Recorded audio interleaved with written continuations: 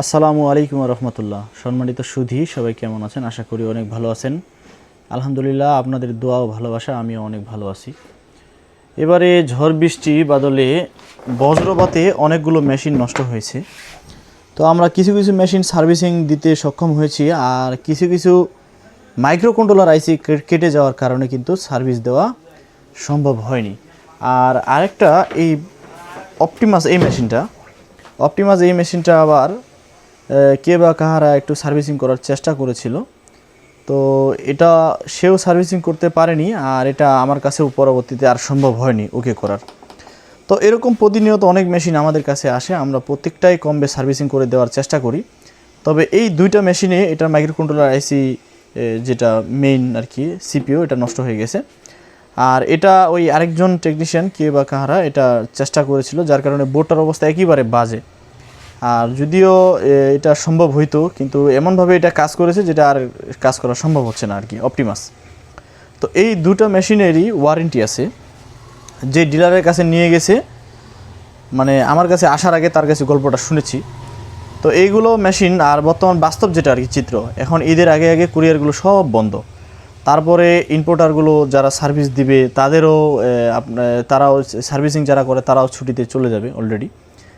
Already আমরা message পেয়ে গেছি কালকে থেকে তারাও বন্ধ, এবং কুরিয়ারও আর বুকিং নিচ্ছে না। ঈদের আগে আগে এই মেশিনগুলো নষ্ট।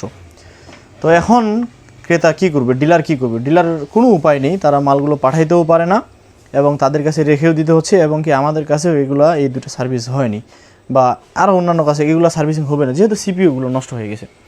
একটাই উপায়, এটা মাদারবোর্ড পরিবর্তন করে দিতে হবে। লুমিনাসের সার্কিটের সংখ্যা পাওয়া যায় পরিবর্তন, এটারও সার্কিট পাওয়া যায়, পরিবর্তন করে দিতে হবে।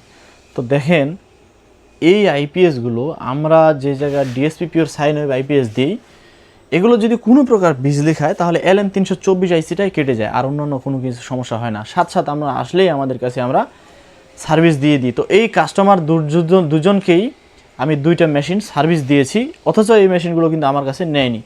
আমি চালাইতে দিছি, বলেছি ভাই আমি কিছু আপনাকে চা খোয়া দিয়ে দেবো, আমাকে মেশিন লাগবেই, টাকাটা বড় বিষয় না, আমাকে মেশিন লাগবেই, আমি চলতে পারতেছি না। তো এই যে একটা হ্যারাসমেন্ট, তারা এখন ঈদের ছুটি, মালগুলো পাঠাইতেও পারে না, সার্ভিস দিতেও পারে না। তো বিভিন্ন সমস্যায় কিন্তু পড়ে গেছে, মালগুলো কোনোভাবেই সম্ভব না। এখন এই মালগুলো সার্ভিসিং করতে গেলে তাদের মিনিমাম এখন 15 দিন সময় লাগবে। ঈদ খাবে, ঈদের পরে আপনার ছুটি কাটাবে, এরপরে আপনার কুরিয়ারগুলো খোলা শুরু করবে, তাদের অফিস আদালত খোলা শুরু করবে, তাদের প্রতিষ্ঠানগুলো খুলবে, তারপরে মালগুলো পাঠাবে। তখন আবার দেখবেন যে যেখানে সার্ভিস করে ওদের ওখানে আবার সিরিয়াল আছে। 15 দিন 20 দিন লাগবে এই মেশিনগুলো যদি কোম্পানিতে পাঠায় সার্ভিস করার জন্য। তো এই 20 দিন আমি সার্ভিস দিয়েছি। এখন সর্বশেষ কিন্তু আমাদের মতো টেকনিশিয়ান কাছে যারা আছে, যারা আমরা আইপিএস তৈরি করি, আমাদের কাছেই কিন্তু সর্বশেষ আসতে হয়েছে তাদেরকে।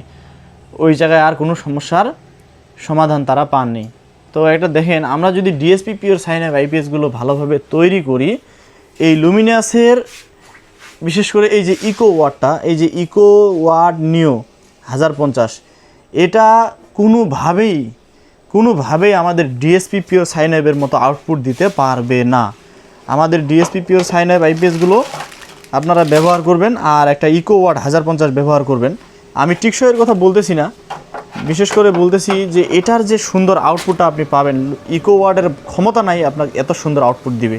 এটা দিয়ে একটা আপনার সিলিং ফ্যানের রেগুলেটর নষ্ট হবে না, আপনার ফ্যান, আপনার ওয়াইফাই, টিভি, চার্জার এত সুন্দর চলবে, তারা বুঝতেই পারবে না যে আমাকে আইপিএসের ব্যতিক্রমী ভোল্টেজ দিছে।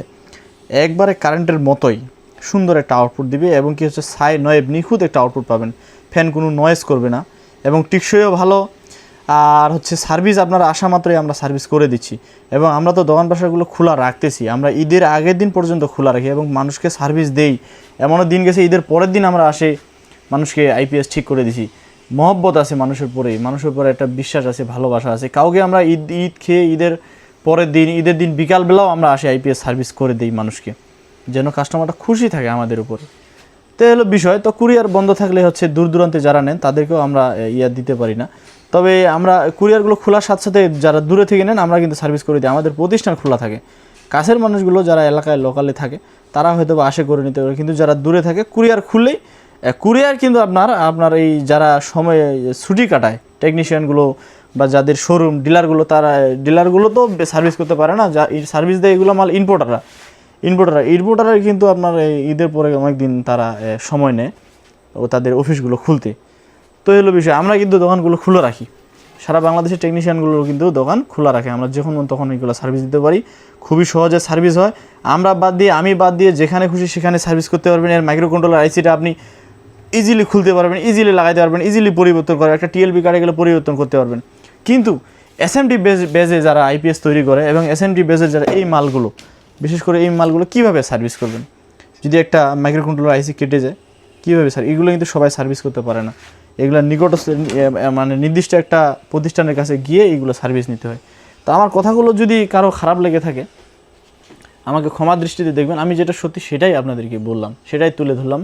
এর ক্ষমতা নাই যে ওই ডিএসপি পিও সাইন ওয়েভের মতো আউটপুট দিবে, এটার কখনোই পারবে না। এ মোটিভেশনাল স্কোয়ার ওয়েভ একটা আইপিএস, সাইন ওয়েভের মতোই যদিও এর ভিতরের সিস্টেমটা, কিন্তু মোটিভেশনাল একটা স্কোয়ার ওয়েভ আইপিএসকে তারা একটু উন্নত করে ডেভেলপ করে তারা এই মালটা মার্কেটে সেল করতেছে।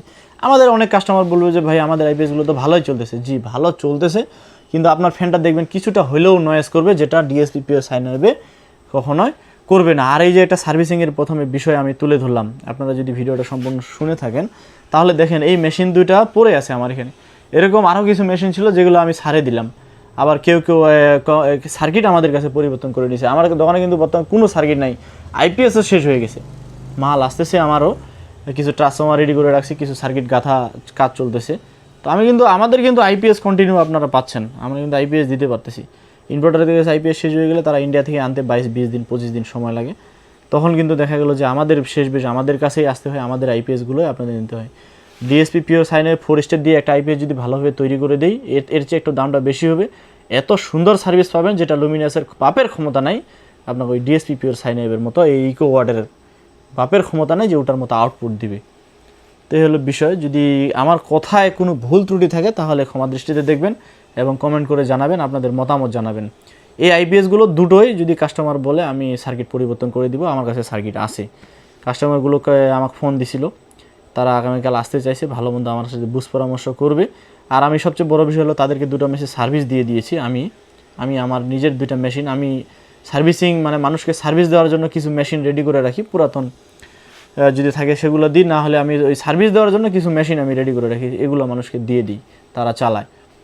তো এই হলো বিষয়। সবাই ভালো থাকেন। আজকের ভিডিওটা এখানেই শেষ করব। আর আমার প্রতিষ্ঠান পঞ্চগড় জেলা ইমান ইলেকট্রনিক্স, আমার আগের একটা ইউটিউব চ্যানেল ছিল, সেটা নষ্ট হয়ে যাওয়ার পরে এটাতে ভিডিও ছাড়া শুরু করেছি। সবাই আমাকে সাপোর্ট করবেন, আমার জন্য দোয়া করবেন এবং আপনাদের জন্য দোয়া থাকলো। সবাই ভালো থাকেন, সুস্থ থাকেন। আসসালামু আলাইকুম। এরপরে একটা ভিডিও দিব নাতাশা বোর্ডের খুঁটিনাটি যতগুলো বিষয় আছে সবগুলো নিয়ে, এটার কিছু গোপন সূত্র আমি বলে দিব যারা নতুন নাতাশা বোর্ড নিয়ে কাজ করেন। একটা জিনিস বলে রাখি যে নাতাশা বোর্ডের যারা চার্জিং মিলান, ব্যাটারিটাকে চার্জ করার পরে চার্জিংটাকে কাট করেন, এটা চার্জিং কাট করতে পারবেন মাত্র 2 মিনিটের সময়। 2 মিনিটে আমি চার্জিং অ্যাডজাস্ট করে দেখাবো আপনাদেরকে, খুবই সহজ, খুবই সহজ। 2-1 মিনিটে আমি এর চার্জিং মিলানো শিখিয়ে দেবো।